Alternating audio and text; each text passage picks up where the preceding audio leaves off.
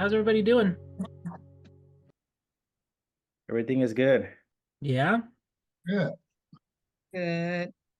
everybody loving NCE exam prep. Not the program, but like the actual preparation, the studying. Josh, I have a question. Yeah. I just finished skimming, the third round. It's been, it's been a heck of a journey, but I'm Okay. learning. Yeah. The questions are hard. I mean, is it meant to be that way? Yes. Okay. Yeah. So what I've been told is that the practice questions that I have tend to be a little bit more difficult than the NCE, is what I've been told. So if you're what that equates to, and again, this is not, don't take this to the bank, but typically if you're getting like 65 to 70% on your practice tests, you're in a pretty decent place. Well, I'm scoring in the quiz is 67 is my highest, and 53 on the practice, at the end of the exam. I'm going back, the questions I'm getting wrong, that's the ones that are getting most in my head. Yeah. The ones I get wrong. Okay. So I'm right there, pretty much there. Yeah. Well, that's not a bad place to be, especially since you're about halfway through the study plan. So, keep at it. If there's specific questions you have, either send them to me to talk about during tutoring, or as I have time during the week, I'm happy to create a short little video and walk you through something if there's something that's not making sense. But yeah, kind of have to just keep moving through it. Sarah?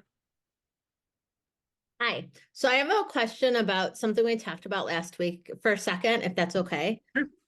We talked about that case. I'm going to say the name wrong, but the case in California, yeah, Terasol.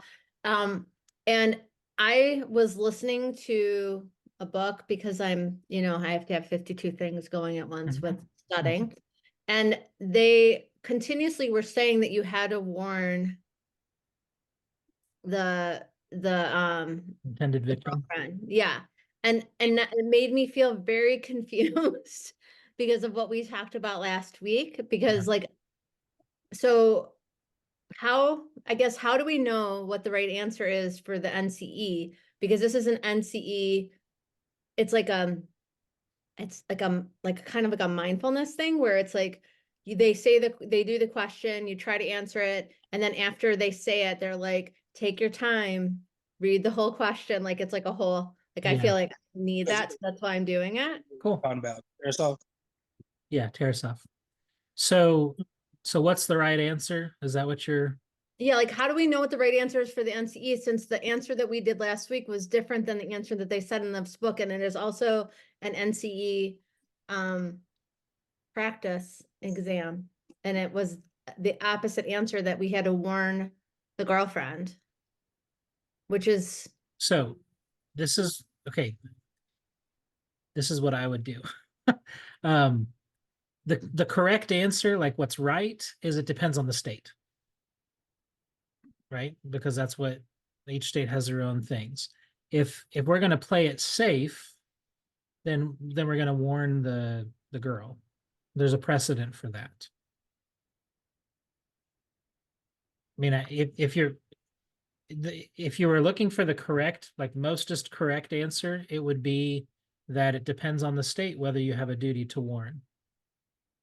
Right? But is that what the NCE is going to ask for? I don't know. I don't know what the NCE is going to ask for. I'd be curious, what who is your resource created by?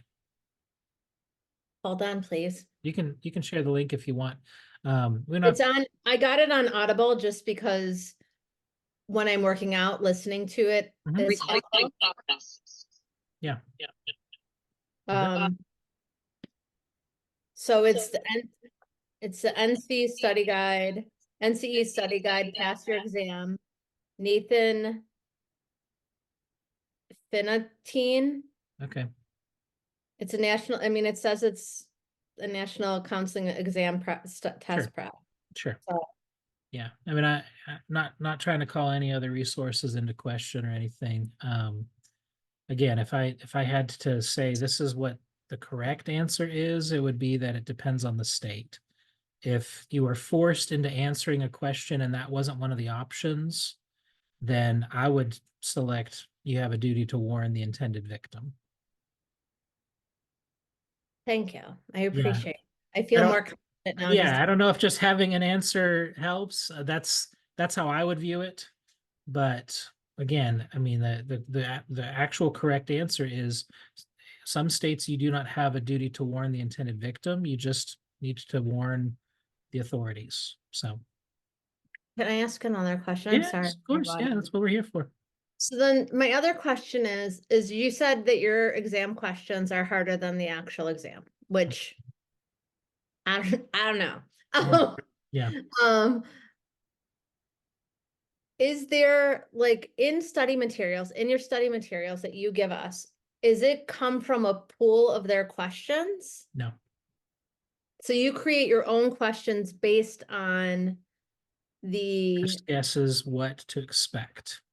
Now, what I've done is, so I bought this business from a friend of mine, and what I was told by him was that the existing questions when I bought the business, half of them were written by another person, and then they wrote about half of them.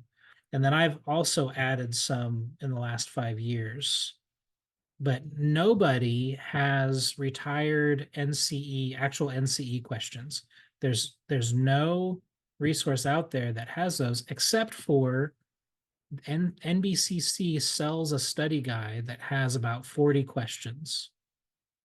And as far as I know, those are the only questions that are actually from the NCE. It looks like this. You can buy it on the NBCC website. And well, that's the NCMHCE. Sorry, they've got one for both tests. I can't find my other one. Oh, there it is. This one right here. This is the NCE one, and it has sample questions.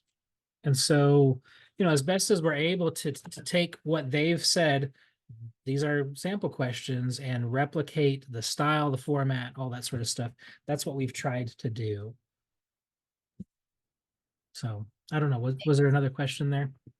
no, that was the question. I just am trying to figure out like from taking the exam, from looking at, when I took the exam and when looking at what you've given us and looking at other resources, I don't know. Like, I'm just trying to figure out like, there's some rhyme and reason with this exam that is a little bit different than all of the resources, including yours, in my opinion. Yeah. That, like, I feel like in the NCE, they're trying to confuse you. Like in the actual exam, like how they ask questions I think it's more confusing. And so I guess I'm trying to understand like how to combat that. Yeah, I agree with what you're saying. So And can I say something? sure, yeah, go ahead. Hey, sir. I kind of looked at it in a different way, and maybe that'd be helpful as far as the question and then tear us off. So the question that we talked about last week, it was more so with the information we had. And I think a lot of times, because I do it, I overthink the question, trying to put more knowledge in the question than what's already there. So I don't think we should have looked at that question as tear us off, because he just went into it the next way. We just need to know what we should do in that moment. I think the transition into tear us off was so quick that we thought it automatically applies to that question. That makes sense. Yeah, so there's what I'm hearing you say is that there's the application part of it, which has to do with what do we do when there's a duty to warn, and then there was the background part of it. And the background part of it on some of this, like the historical facts that have influenced the field, some of that's important, right? And it's possible that you could see some of the more significant events in counseling history on the test. And so what I'm hearing you say, though, is that transitioning from this duty to warn case scenario to Tarasoff was application of duty to warn to Tarasoff. Yes. Yeah. I don't want to get too hung up on that. I want to, Sarah, your question. Yeah, my Um, question, I'm sorry, my question was totally, was about like, was Is a it little bit intended, are they intending to confuse you on the NCE? correct. And I don't think that they have a goal to have confused test takers, right? I don't think that's what they're trying to do. I think what they're trying to do, this is supposed to be an exam that determines whether counselors are fit to counsel in the field. And so what they have to do with their questions is determine, do you know enough based on the standard to be eligible for licensure or certification? And so they ask these questions and they tease out the most correct answer by adding in exception type words and focusing on the you know, everybody always says it's a reading exam, right? So you're going to have to pay close attention to the detail in order to draw out the answer that they're looking for them to be able to determine, do you know enough in order to, you know, in their opinion, to be licensed. And their opinion matters because that's what you have to do in every state in order to be an LPC. So I don't know that they're trying to confuse you, but they are trying to determine, can you tease out a good answer from a better answer? I hear that. Do you think, and I know not during now, because I know that there are other questions that were Mhm. probably being asked and other people have other things and it's not the Sarah Koretsky show. It's okay. But do you think we could do a session where we talk about exception wording Yeah. to help? Because I think that could help me, because I know I know the information. Mhm. I just think I have a hard time with that aspect. Yeah, we can definitely focus on that. Thank you. I'll try to choose some practice questions that have exception words, and they may cover a wide range of topics, and we can look at how to tease those out. Sure. Okay. Thank Yeah. you, everyone, for letting me talk a lot. I'm so sorry. It's all good. Michael, did you have a question? Yes, sir. I was just saying, I put in the chat is what's the difference between the NCE and the NMHC exam? So the NCE and the NCMHCE, there's a few differences between the exam format. The NCE is 200 questions, and they're basically the kind that you're taking with me. The NCMHCE actually gives a case study, and then you're asked questions based on that case study. And so there's multiple questions asked of the same case study. Depending on what state you live in, it's going to require either the NCE or the NCMHCE or both. There's some states that require their applicants to take both exams. And some states say in order to be able to, they have different types of licensure as well. I don't know all of the states' rules and regulations, but those are the main differences between those two tests. All right. Because that's what I registered for, was the NMHCE exam. Okay. So shoot me an email and remind me about that, because I want to have a conversation, and I'll forget if you don't send me an email. But let's talk more about that, okay? Okay, I think I sent you one a couple of weeks ago on that. Okay, now I'm embarrassed because I thought I'll send me another one, and I'll try to remember if I sure will. Okay, I appreciate that. Thanks. No problem, sir. Okay, any other questions? You guys are asking some great questions, and this is why we're doing this. So don't ever hesitate if there's things like that. Even if it's gonna embarrass me, that's fine.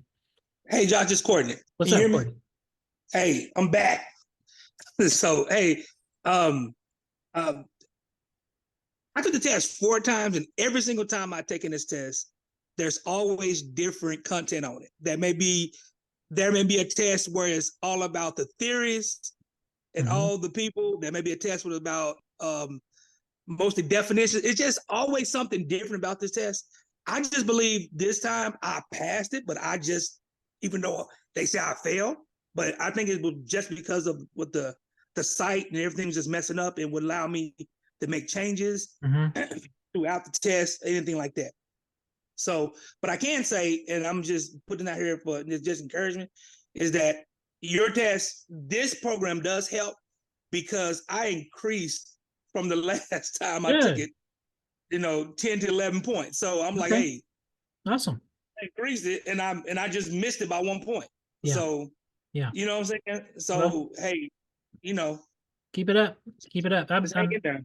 Yeah, I'm sorry to hear that Pearson VUE had so many problems last week with their test program. I know I told you already, but I would be hounding those people with emails saying, hey, that shouldn't have happened, and I don't want to pay for another exam. At the very least, I don't think you should have to pay, but I don't have any sort of influence there. So Yeah, I did the process and they said they got to do the investigation on it or whatever.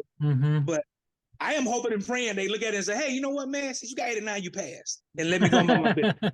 I hope that too. That'd be awesome. Courtney, I got yeah. the same. Courtney, I got the same score a few weeks ago. By the way, Really? like 1 point. Yeah. 1 point. Yeah, 1 point.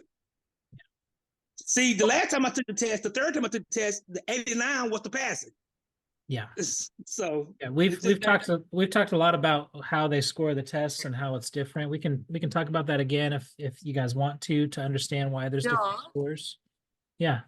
Susan? What do you think? Sorry, I'm just a bit like mind blown at everybody failing this by 1 point. I think it's just a coincidence, if I'm being honest. Yeah. Yeah. Wow. Yeah. Wow. Okay. Josh, I have a question. Yeah, Nikita, what's up? Is it a limit how many times you can take the exam? Because I've seen where people have retaken it like 6, 7 times. In Texas, I know we're in Texas. Yeah. That you know of. In Texas, if you take it 3 times and you don't pass, they're going to ask you to take some additional coursework, probably. And once you've shown that you've done that, they'll let you take it again. Unless something's changed in the last 6 months since I read that. Every state decides on their own. So, okay. Yeah. So, this is Daquan. So I've taken it for authority, and I reside here in Texas. So they allowed me to take it without any courses. Oh, good. So I just Hey, got Josh. this time just set my date. Okay, awesome. Yeah, so maybe that rule's not in effect anymore. Stacy, what were you gonna say? Do you happen to know about Colorado? I don't. I don't You have. don't? Okay. Yeah, I get conflicting information all the time. know. So I know. And here's the thing is that everybody, I shouldn't say everybody, people go on Facebook groups and they go on forums and they come into tutoring. The best place to get that information is your state board. Right. and I've even gotten unfortunately conflicting information from people at the board. So yeah, it's Okay. weird. Yeah. So if every state has their rules published, and if you are going, if you're trying to bank on something, whatever they have published on their website is Okay. hopefully what you can count on. But I always encourage people, there's 2 things that everybody taking the NCE needs to read. One is the NCE handbook that's published by NBCC. I'll post links in the community page with this, but that's the first one. Like the NCE handbook is everything you need to know about the NCE. Like you're taking this test, they've given you all of this information about it. I've taken some of that and like created videos and things like that, but I would encourage everybody to read that. The second is if you're taking it for state licensure, to read what your state says about your eligibility and when you're supposed to take it. I've met people who took the NCE before they completed their hours, and they weren't supposed to take it until after they completed their hours, and they had to retake it. So read what your state board has to say and read the NCE handbook. Okay. Cool. Okay, should we tackle some content? Yeah, let's do it. Let me share my screen. What I've put together today, so and unless you registered today, so when I was preparing the content, I went based off of what people had requested who registered before today. So if you obviously can't, if you just in the last few hours registered. I wasn't able to factor that in. Pretty much everybody wanted to talk about statistics. So what I did was I looked at the past practice exams that people had taken, and I ran a report to see which questions people got wrong, that got wrong the most. And so these are the questions on my practice tests that people got wrong most often related to statistics, okay? So let's just gotta work through some of them. All right, feel free to jump in if you think you know the answer. Which of the following is the best definition of systematic random sampling? Each member of a population has an equal chance of being selected as a subject. All subgroups within a population are represented by the unbiased and careful selection of subjects. Each member of a population has an equal and independent chance of being selected as a subject. Or each member of a sample has an equal chance of being selected as a subject. Go ahead and read it on your own if you need to.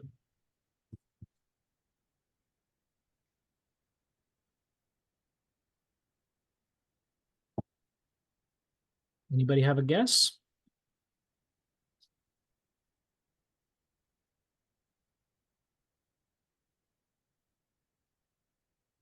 See. You know what? I'm sorry. This should say simple. Simple random sampling.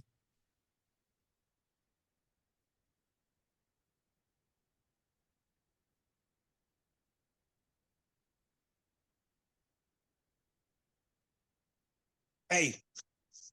Yeah. A, is that what you said? Yes.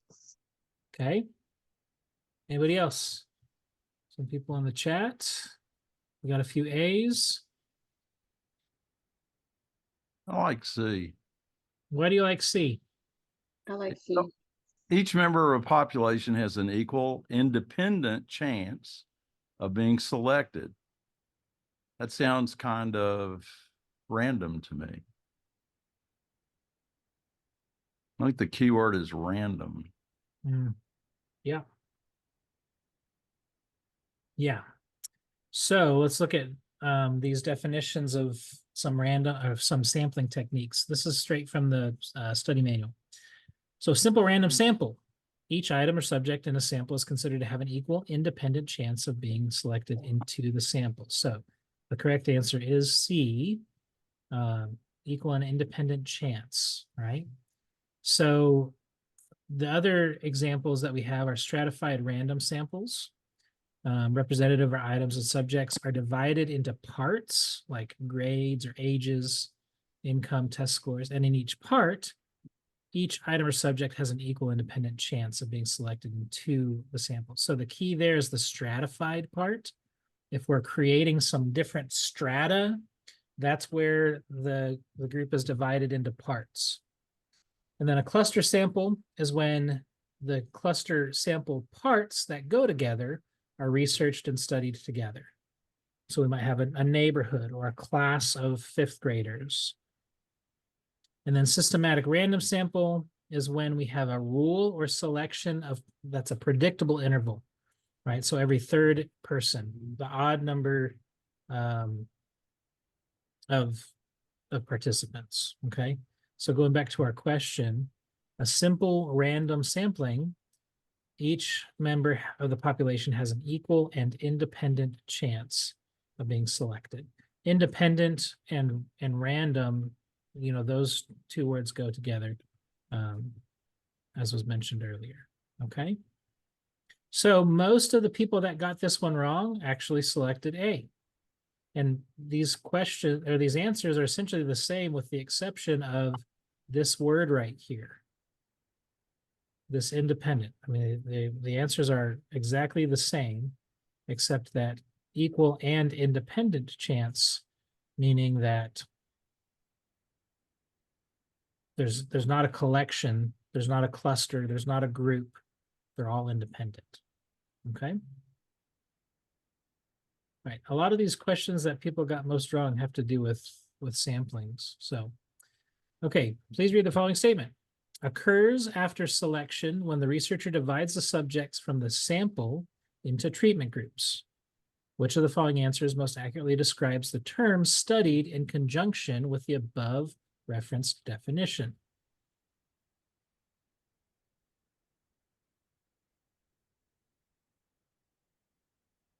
What do you think?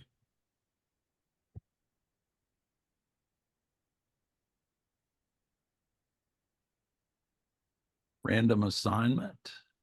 Okay, why do you say that? When the researcher divides a subject into the subject from the sample into treatment groups. Okay. And it's randomly done. Nope, my bad. Nope. It's okay. Okay. Sorry about Well, that. Give me a that's second. right. What's going on here? Okay, let me get back. There we go. Okay, so say that again. Well, my answer was based on that the researcher, the sorting occurs when the researcher divides the subjects from the sample into treatment groups. Mhm. I guess I still have random on my mind. That's why I kind of went with random They're all assignment. random. Oh, they are. They damn sure are. Well, that's what I get for number. Okay. Who else? Anybody else have an idea? So I don't know, but I'm gonna tell you what I would go with Okay. because I don't know. I'm my baby. I would say sample. I would say C because random sampling and samples in there is in the thing. So that's why I would, if I didn't know, that's why I would pick it. But that might not be a good reason, but that's why I wanted to just say that out loud. Okay. Okay. So Sarah, you're right, but for the wrong reason. I know. Okay. So this is one of those questions that you have to pay really close attention to the words. Okay. In the final sentence, see if you can find the word or phrase that alters the answer choice.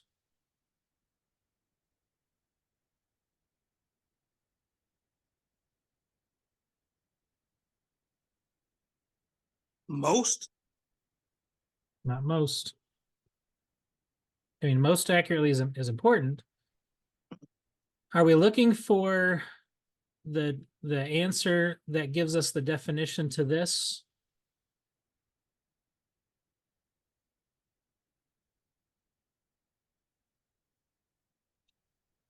Is that what Conjunction. in conjunction?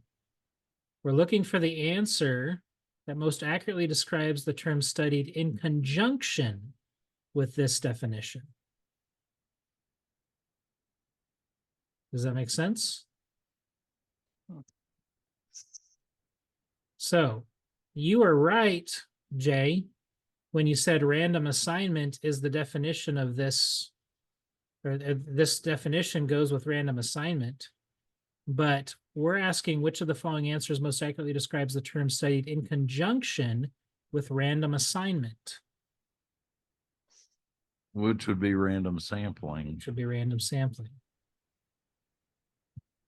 Okay. Is that the type of confusing things you're talking about, Sarah? Profoundly so. Yes, profoundly so. Well, here I am trying to help you clear through some of the confusion. Yeah, it's important to read the question really carefully, because if we were going based off of, okay, what's the, what's this a definition of? Oh, it's a definition of random assignment. We're going to select A. We'd be missing the fact that it's wanting to know what is it really looking for? If they're not trying to confuse you, they're trying to test your knowledge. What are they really trying to see if you understand?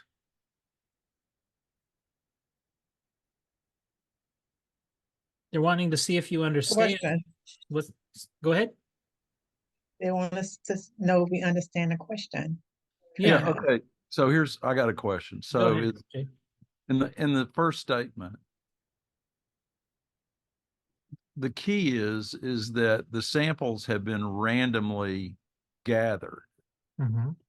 Is that a true statement?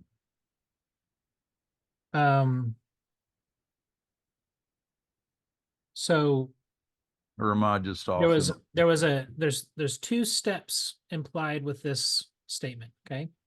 Occurs after selection, right? Which So was random. the selection is random. And so what occurs after the random collection, which is the random sampling? We could easily replace this right here. After random select, oop, what happened there? It's supposed to be black. What happens after the random sampling occurs after random sampling when the researcher divides the subjects from the sample into treatment groups. Does that make sense? Kind of, sort of. I mean, so the answer's in the first statement. I mean, the answer is. But the answer is not in the first statement because what it's asking is not which phrase defines this. It's asking In conjunction with this. And so what the question is designed is not to know, it's not asking if you know the definition of random assignment. It's trying to get at, does this test taker understand that random assignment and random sampling go together? There's a connection between those. Okay, I see. That's what it's testing for. Got it. Okay. That's sneaky. It is, that's kind of sneaky. Yeah. Okay. Thanks. They could have said which of these two go together and then had random sampling paired with random assignment. And they could have done it that way, but that doesn't test your knowledge, as well, I guess. Okay. So that's a good example of a question where you need to pay close attention to the wording. Okay. Moving on. For a test, the mean was 80, standard deviation was 14, the median was 80, quartile 1, 71, quartile 3 was 89, and your n equals 100. What does that mean? What does n equal 1200 mean?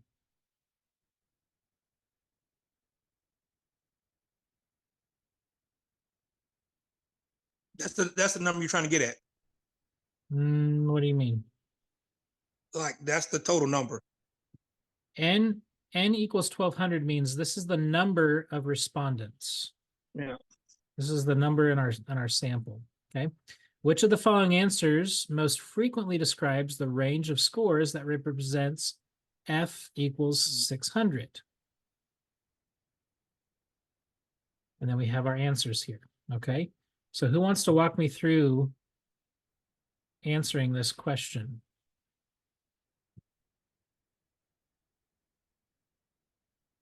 $80 is your mean. 80 is mean. All right, Courtney. All right. And the standard deviation is 14. So the next one will be what, 94? The next one meaning plus or minus 1 standard deviation. Both. 94 would be the plus 94. one. Yeah, 94 would be the plus. Okay, good. And then what? 14 more of that. 14 more of that is what? 108, I think. 108. I got my shoes on, so I can't count. What else? Then 122. All right. And then so on and so forth. Okay, and then we need to go backwards too, probably. Yeah, so to be 77. All right. 14 less. 14 less. Would be 66. 66, good.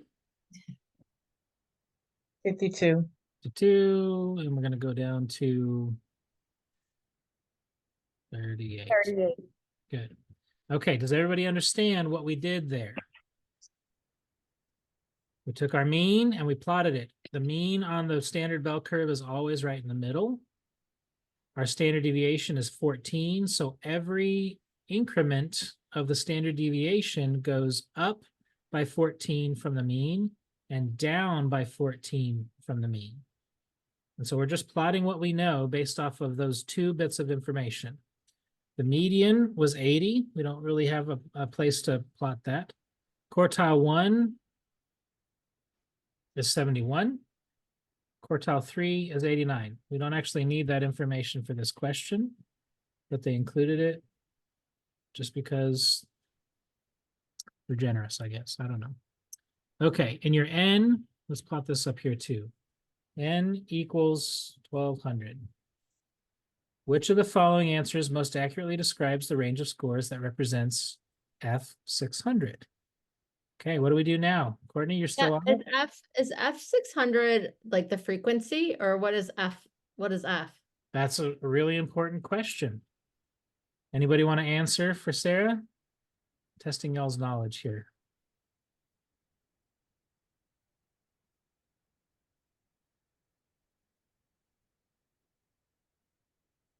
So we're talking about a range of scores that represents a F of 600. So 600 is a range of scores. So we don't really know what the range of scores was between. We just know that the range of scores was 600. This number has to do with this number. Okay, so it's halfway either side of the mean.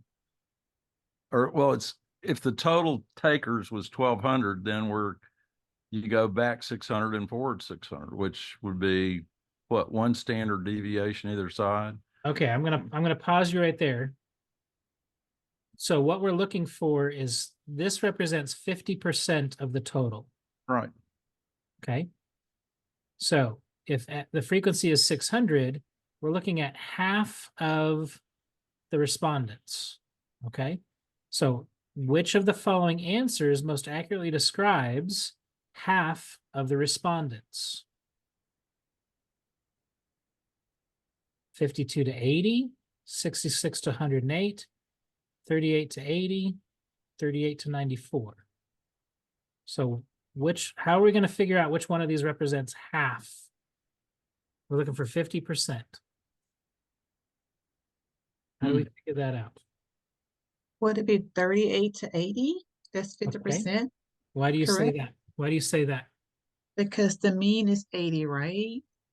And half of it is 50. Somebody help me. So half of it would be 50. And the other half would be the other 50, right? Yes. Would it be 25% on each side? Well, we don't have a division of 25% on each Right, side. I know. I'd be essentially though, right? If we're going to be Okay, let's use what the chart provides us to figure this out. Okay, we'll do a process of elimination. 52 to 80. Okay, if we're looking at the scores between 52 and 80, what does that equal? Look at the percentages under the little gray box. Oh, 67%. I mean 47. 47%. Okay. Is 47% 50%? No, No, it's close to it though. it's close to it. Well, keep in mind that it's close. Okay, Yeah. 66 to 108. Okay, so let's go from 66 to 108. way over, it's way over That's- 50%. Way that's over over. 50%. Okay, Yeah. 38 to 80%. Mhm. Let's look at 38 to 80. Okay, Okay. That's 49%. Now you cooking with oil. 49. And if we add the change, we get even closer, right? Yeah. Let's see. Okay, let's look at the last one just for comparison. Okay, 38 to 94, That's way over. way Way over. over. Okay, so what's the best answer? See, 38 to 80. Okay, I was right.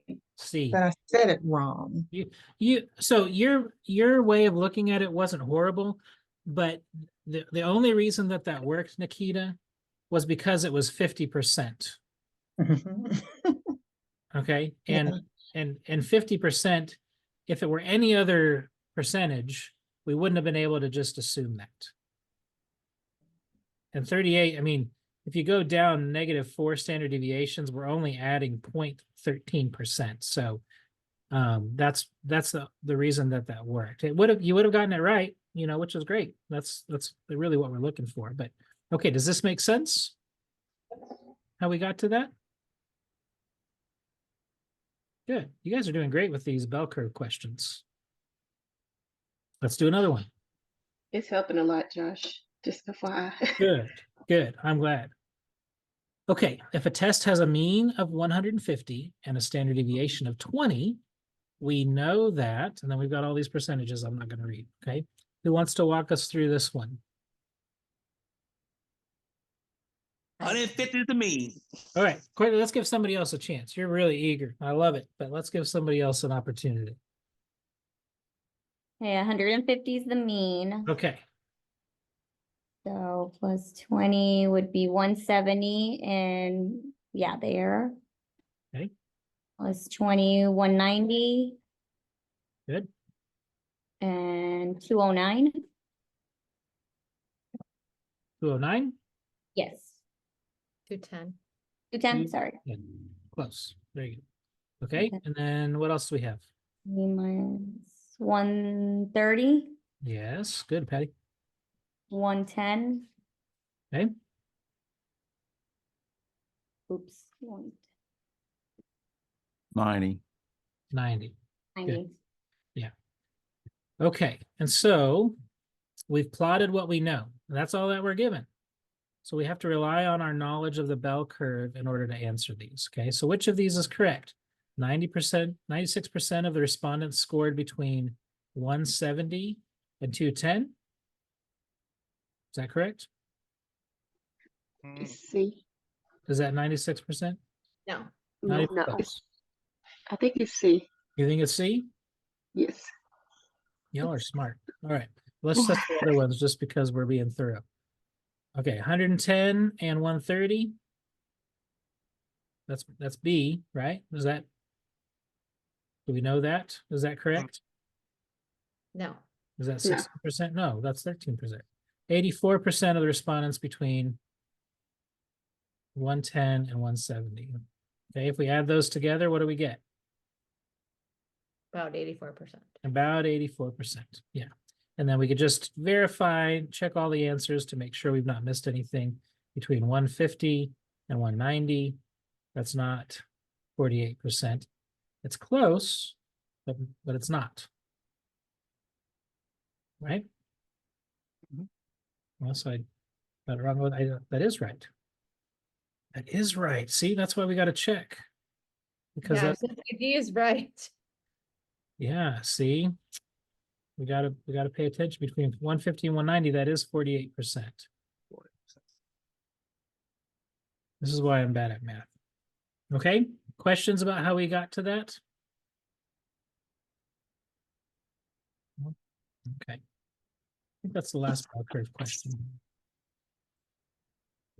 Okay. Please read the following statement. Occurs when subjects are not under the researcher's control. Which of the following answers most closely correlates with the term studied in conjunction with the above referenced definition? Okay, I can tell you that it ain't simple and biased Why? because that is the definition of the occurs when subjects are not under control. We want to know what closely correlates to standard bias, sampling bias. Okay, Correct? what do y'all think? I think he's right. It's not a, Anybody else? Potentially C. Potentially C. Why do you say potentially Yes. C? I just think that's what I remember, hopefully. But I guess not under the researcher's control, which ultimately in the data would result in an error.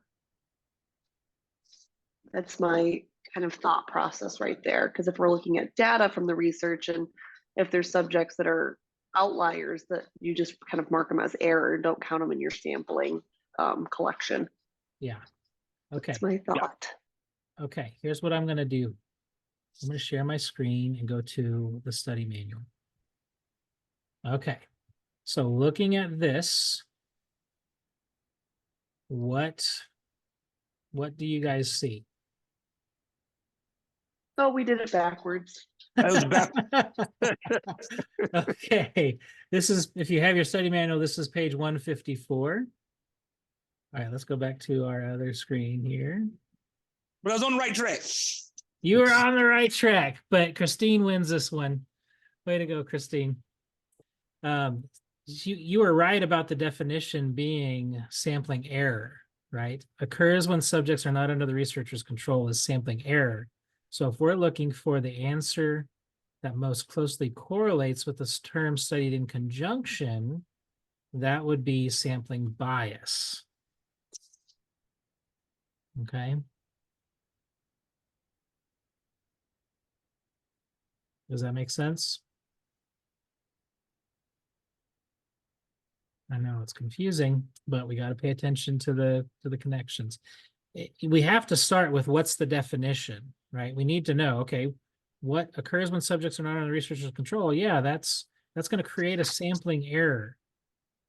Okay, now we've got to see which one is in conjunction with that, and that's sampling bias. Okay. I promise I'm not trying to confuse you. Can't speak for the NBCC people, but I don't think that they are either. Okay, in a research project to determine if annual income is influenced by one's level of education, the independent variable is A, experimental research, B, type of education received, C, annual income, or D, none of the above. What's the question asking?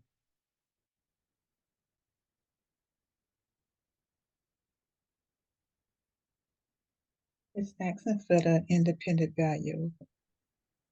Yeah, it's asking what the independent variable is.